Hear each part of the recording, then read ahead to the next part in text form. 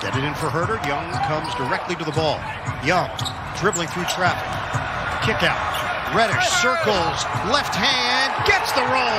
We're tied at 116. 27 seconds left. There's a 4.5-second difference. Shot clock to game clock. Coming down to the wire here in Atlanta. 8 to shoot. Harden, switch. 3 seconds, 2 seconds. Harden, step back, Jay. Off the rim, off the backboard, tipped up in the air. And Young trying to save it. The question will be, is there time remaining?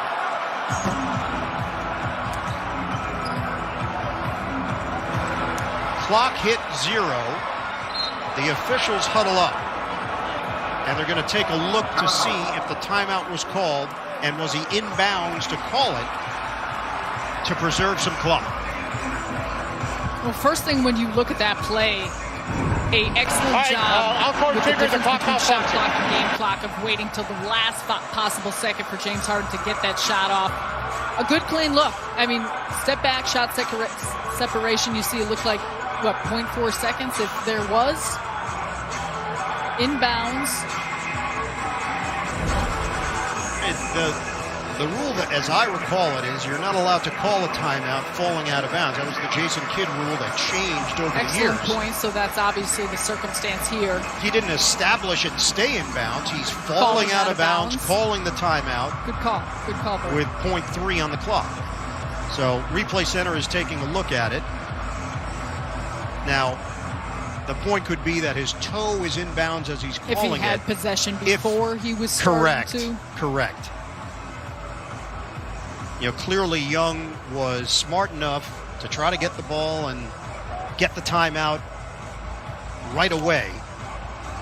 John Goble was staring right at him as the call was made. It was a bang-bang play.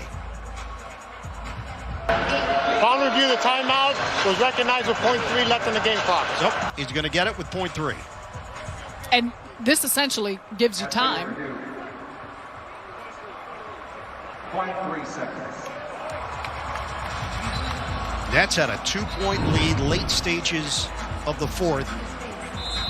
And Cam Reddish going to work. And that's a nice finish on the left with Kevin Durant swarming on him. You see the Nets throughout the course of that possession very aware of Trae Young, force the ball out of his hands. But a nice finish. And then James Harden, obviously, with the last look for Brooklyn. The amount of ground he covers is so impressive on that step back, a shot that, of course, we see him make time and time again. And a smart play by Collins, recognizing, hey, don't try to grab it because maybe it gets jarred loose. He just tapped it out of there to make sure the Nets didn't get another tip-in attempt. Hawks will talk it over here with 0.3 on the clock. Obviously, limited time. You got a chance for a quick release or a guide near the rim.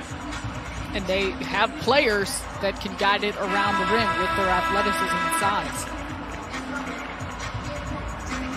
Cam Reddish has scored 20, just a point shy of his season high. After the final buzzer, stay tuned. Nets postgame is coming up. Bob Lorenz, Frank Isola back in the studio. Player reaction, we'll hear from the head coach, Steve Nash. Highlights, analysis. Michael Grady will work the postgame as well. It's coming up here on Yes. 0.3. Herder to toss it in.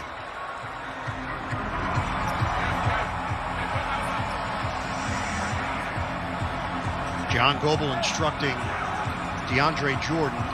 Which, to that point, you like the fact that DeAndre Jordan's on the ball to harass the inbounder and make it a tough pass.